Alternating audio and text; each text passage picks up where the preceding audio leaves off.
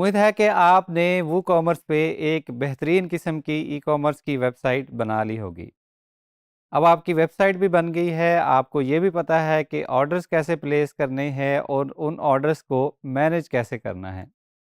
लेकिन अब आप अपने कस्टमर्स को डिस्काउंट्स ऑफ़र करना चाहते हैं या रिवॉर्ड्स ऑफ़र करना चाहते हैं और आप ये भी नहीं चाहते कि वो डिस्काउंट जो है वो सबको मिले। आप कुछ कस्टमर्स को डिस्काउंट देना चाहते हैं या आप अपने कुछ दोस्तों को डिस्काउंट देना चाहते हैं, तो वो कैसे करेंगे कि एक बंदा जो है उसको प्रोडक्ट की फुल प्राइस मिले और जो दूसरा कस्टमर है उसको डिस्काउंटेड प्राइस मिले। तो उसके लिए हम यूज़ करेंगे कूपन कोड। वूकॉमर्स में कूपन्स कैसे मैनेज करते हैं, कैसे कूपन्स क्रिएट होंगे और उनको हम चेकआउट पेज पे कैसे इस्तेमाल करेंगे। कूपन कोड्स जो है वो डिफरेंट किस्म के होते हैं। परसेंटेज बेस्ड भी कूपन्स हो सकते हैं कि आपके कार्ट में या आपके जो ऑर्डर की टोटल अमाउंट है उसकी कुछ परसेंटेज आप उसको डिस्काउंट में दे दें। For example 5% of the order या 10% ऑफ द ऑर्डर, या फिर आप कह सकते हैं कि हर ऑर्डर पे ₹100 का डिस्काउंट, ₹200 का डिस्काउंट, या जो आपकी मर्ज़ी हो, आपकी मर्ज़ी और आपके मूड के मुताबिक। तो इस लेसन में हम सीखेंगे कूपन कोड्स जो है वो क्रिएट कैसे करेंगे और उनको इस्तेमाल कैसे करेंगे।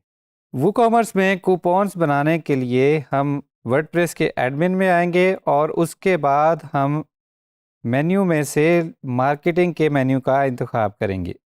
यहाँ से हम सब मेन्यू कूपन्स को सिलेक्ट कर लेंगे। तो यहाँ पे हम जिस स्क्रीन पे आए हैं यहाँ पे हम कूपन्स बना सकते हैं। अभी पहले हमारे पास कोई भी कूपन नहीं बना हुआ, तो हम अपना पहला कूपन बनाएंगे। यहाँ पे इसका नेम लिखेंगे। फॉर एग्ज़ाम्पल हम कहते हैं जी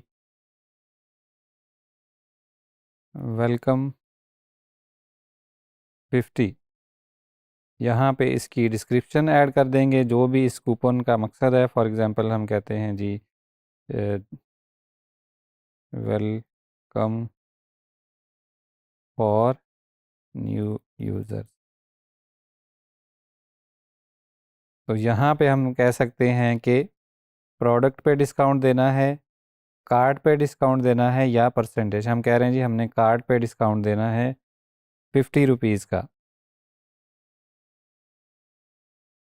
इस कूपन के बेस पे हमने फ्री शिपिंग बिल्कुल नहीं देनी। हम एक्सपायरी डेट भी डाल सकते हैं कि ये कूपन जो है वो कब तक वैलिड रहेगा। हम कहते हैं जी ये कूपन 31 मार्च तक वैलिड रहेगा।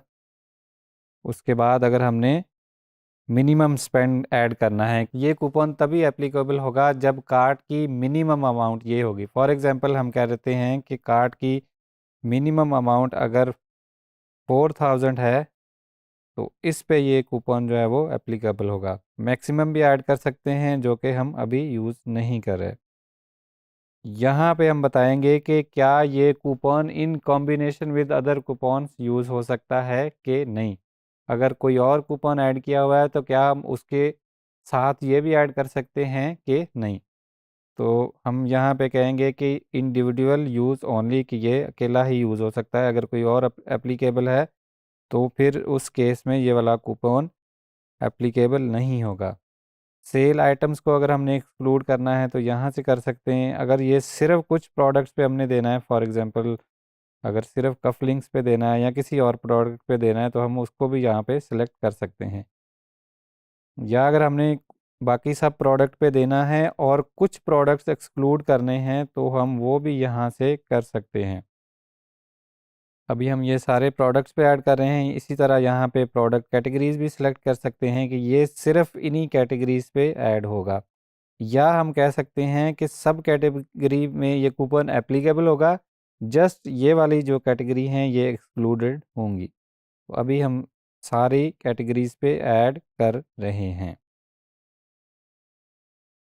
उसके बाद यूजेज की लिमिट्स भी ऐड कर सकते हैं कि कितनी दफ़ा ये कूपन यूज़ हो सकता है।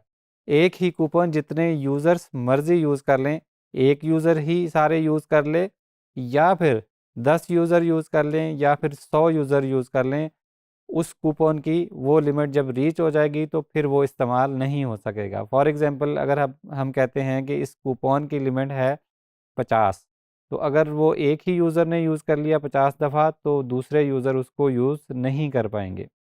और दूसरी इसकी लिमिट है लिमिट पर यूज़र, कि एक यूज़र इस कूपन को कितनी दफ़ा यूज़ कर सकता है। फॉर एग्ज़ाम्पल अगर हम कहते हैं 5 दफ़ा, कूपन की लिमिट टोटल 50 है और पर यूज़र जो है वो 5 दफ़ा है, तो अब इसका मतलब है कि इसको 10 यूज़र मिनिमम यूज़ कर सकते हैं। हर यूज़र ने अगर 5 दफ़ा भी यूज़ कर लिया तो 10 यूज़र इसको यूज़ कर सकते हैं। 10 से ज़्यादा भी यूज़ कर सकते हैं अगर हर यूज़र ने 5 दफ़ा यूज़ नहीं किया, किसी ने 1 दफ़ा किया, किसी ने 2 दफ़ा किया, लेकिन 5 के बाद वो उस कूपन को यूज़ नहीं कर सकेंगे। इस तरह जब हम इसकी सारी सेटिंग्स कर लेंगे तो हम अपने कूपन को पब्लिश कर लेंगे। उसके बाद इसको हम यहाँ से कॉपी कर लेंगे। अब हम अपनी साइट के फ्रंट एंड में जाएंगे, न्यू टैब में हम शॉप के पेज पे आएंगे और यहाँ से कोई प्रोडक्ट सेलेक्ट कर लेंगे। फॉर एग्ज़ाम्पल हमने ये वाली प्रोडक्ट सेलेक्ट की। यहाँ पे हम कूपन कोड के इनपुट बॉक्स में कूपन ऐड करेंगे और उसको अप्लाई कूपन के बटन पे क्लिक कर देंगे। यहाँ पे हमें एरर मिला है कि sorry this coupon is not valid for sale items. उसकी वजह यह है कि जब हमने कूपन क्रिएट किया है तो हमने उसकी रिस्ट्रिक्शंस में ऐड किया है कि सेल आइटम्स पे ये वाला कूपन अप्लाई नहीं होगा। सेल आइटम पे ये वाला कूपन अप्लाई नहीं होगा। अगर हम ये वाली सेटिंग यहाँ से हटा देंगे, उसके बाद दोबारा से अगर हम इसी प्रोडक्ट पे यही वाला कूपन अप्लाई करेंगे तो इट शुड वर्क। कूपन हमारा सक्सेसफुली अप्लाई हो गया है। यहाँ पे हम देख सकते हैं कि वेलकम 50 का जो कूपन था उसकी वजह से हमें यहाँ पे 50 रुपीज़ का डिस्काउंट मिला है। प्रोसीड टू चेकआउट करेंगे। ऑर्डर की डिटेल्स हमारे पास पहले से फिल्ड हैं, कस्टमर की डिटेल्स। तो हमारे पुराने ऑर्डर से प्लेस ऑर्डर पे क्लिक कर देंगे। हमारा ऑर्डर प्लेस हो गया है using coupon code. For example हमें एक और किस्म का कूपन जो है वो चाहिए। दोबारा से ऐड कूपन पे क्लिक करेंगे। अब हम कहते हैं जी हमें परसेंटेज का डिस्काउंट चाहिए। फॉर एग्ज़ाम्पल हम कहते हैं जी 23% डिस्काउंट। पाकिस्तान डे का हमने डिस्काउंट देना है 23 ऑफ मार्च, 23% डिस्काउंट होगा। इसको हम एंड कर देंगे जी, ये सिर्फ 25 मार्च तक वैलिड है। उसके बाद इसकी रिस्ट्रिक्शंस में हम दोबारा से रिस्ट्रिक्शंस लगा सकते हैं, यूज़र लिमिट कर सकते हैं। यहाँ पे हम कहते हैं जी पाकिस्तान के नाम का हमने कूपन बनाया और ये सिर्फ वैलिड है 2 दिन के लिए, 25 मार्च तक। कूपन को पब्लिश कर लेंगे। अब फॉर एग्ज़ाम्पल हम दोबारा से अपनी शॉप के पेज पे जाएंगे। 23% का कूपन है तो हम काफ़ी सारी प्रोडक्ट्स ऐड कर लेंगे अपने कार्ट में ताकि हमें अच्छा डिस्काउंट मिले। उसके बाद हम दोबारा से कार्ट के पेज पे जाएंगे, उनकी क्वांटिटी भी इंक्रीज़ कर लेंगे और यहाँ से अपडेट कार्ट किया हमने। उसके बाद हमने ये पाकिस्तान का कूपन अप्लाई करना है। Coupon applied successfully. 11,995 रुपये का ऑर्डर है और उसकी बेस पे हमें जो 23% डिस्काउंट मिला है वो है 2,759 रुपीज़। तो हमने देखा कि हम कूपन जो है वो परसेंटेज बेस्ड भी बना सकते हैं और फिक्स प्राइस भी बना सकते हैं, और कूपन जो है वो कुछ प्रोडक्ट्स या प्रोडक्ट की कैटेगरीज पे भी लिमिट कर सकते हैं और उनकी यूजेज पर यूज़र भी लिमिट कर सकते हैं।